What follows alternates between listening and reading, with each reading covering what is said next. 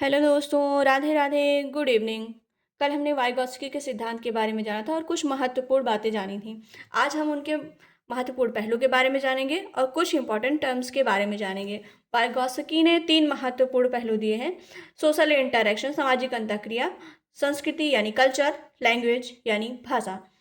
Social interaction बच्चा सामाजिक अंतःक्रिया कैसे करता है? बच्चा अकेले नहीं सीखता, दूसरों के साथ मिलकर सीखता है। बच्चा अपने ग्रुप में बैठकर अपने होशियार दोस्तों से पढ़ना सीख लेता है, अपने माता पिता से बहुत सी बातें सीख लेता है, भाषा सीख लेता है थोड़ा बहुत अपने माता पिता से, अपने शिक्षक से सीखता है बच्चा।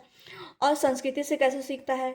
हर समाज अपने अपने रीति रिवाज, मान्यताएं बच्चे को सिखाती है। बच्चा अपने आसपास की संस्कृति से गिनती, पहाड़ा, व्यवहार सीख लेता है। गांव का बच्चा होता है तो हल बीघा से गणित समझना सीख लेता है। शहर का बच्चा मीटर लीटर से सीख लेता है।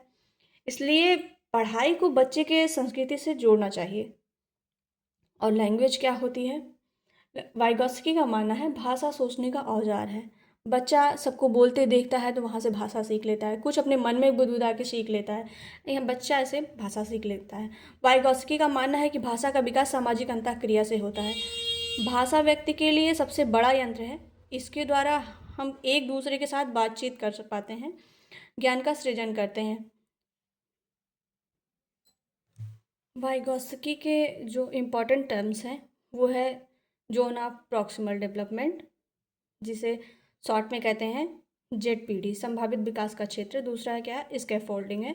तीसरा है मोर नॉलेजेबल अदर। ठीक है, ये जेडपीडी क्या होता है? यह शिक्षार्थी की वर्तमान योग्यता और संभावित योग्यता के बीच का जो अंतर होता है वही क्या होता है? जेडपीडी।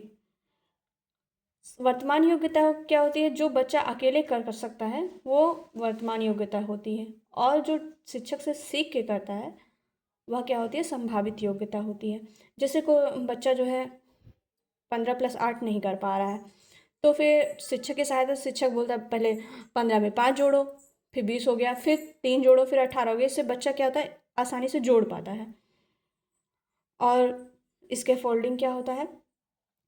अस्थायी मदद जो होती है, जैसे मकान बनाते समय पाड़ लगाते हैं और उसके बाद फिर जब मकान बन जाता है तो उसको हटा देते हैं, वैसे ही टीचर का संपर्क होता है बच्चे से। टीचर पूरा सपोर्ट करता है, साथ में सवाल हल करता है, फिर उसके बाद कम कर देता है, सिर्फ हिंट देता है। अंत में सपोर्ट हटा देता है, बच्चा अकेले ही सीख लेता है, कर लेता है। इसलिए बच्चा समाज से पहले मिलता है, फिर संस्कृति से सीखता है, फिर भाषा से सोचता है। राधे राधे।